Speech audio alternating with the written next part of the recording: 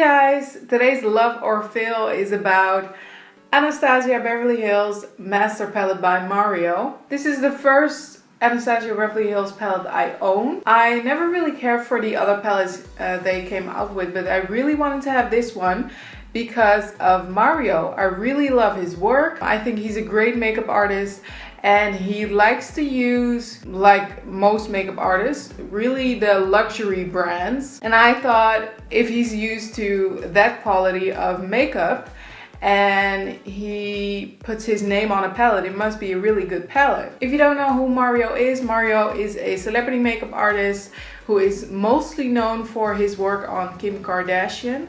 I think he is her main makeup artist. He also does other celebrities and the other Kardashian girls and the Jenner girls, but he is mostly known for Kim's face.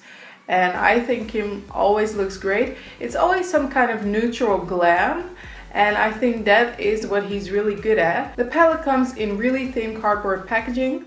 Then when you take it out, you have the palette, and the palette is kind of heavy, very sturdy. On the back of the palette and on the back of the packaging, you'll find a list of ingredients per eyeshadow. It also said it's made in the USA, it's cruelty free, and they gave it a shelf life of 6 months. The palette contains 12 eyeshadows, so 2 rows of 6 colors. I really like the color range. I think it's very pretty, very neutral, and it definitely represents Mario and his work. It's also very fall appropriate. And what I like is that it has 3 matte shades as I think a transition color. Any skin tone would go with this palette.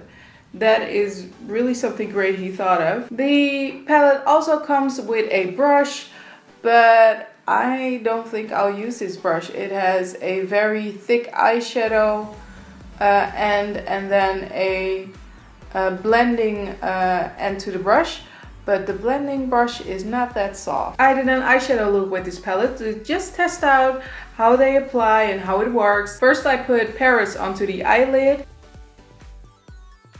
Then I applied Isabel into the crease. Then I applied NYC into the outer corner of my eyelid. And because he doesn't have a matte highlight for underneath the brows, I applied Hollywood underneath the brows and in the inner corner of my eyelid. I also applied NYC on the lower lash line. What I did find is when I apply my brush to the palette, it creates a lot of fallout, so a lot of powder comes loose of the eyeshadow. That I really didn't like. I had a lot of fallout underneath my eyes. I expected a little bit better from that. Otherwise, they applied fine. The pigmentation was really great. You can definitely use this palette for a day-to-day look. So that's actually this palette. Now let me show you swatches and how it applies. I'm gonna apply some primer potion onto my hand as a base because I always apply eyeshadow with a base. I'm going to swatch every color on my hand and then 6 colors per hand. This is Hollywood. As you can see, it definitely crumbles. I think that is the most annoying thing of this palette. But look at that swatch. Looks really good to me. Just gonna go over a sponge to get rid of the color. That is Kim. That is Marina Avenue going into Paris. And then also Muse. And these are the first 6 colors. I'm first going to start with Lula, Isabel, Violetta, Bronx, Claudia, NYC.